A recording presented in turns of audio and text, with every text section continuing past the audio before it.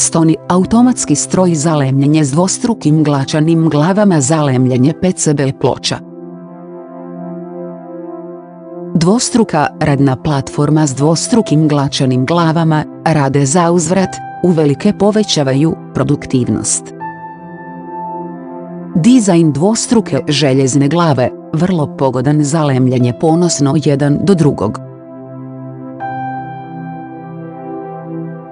Uniforma za uvlačenje lima visoke preciznosti za sva mjesta lemljenja.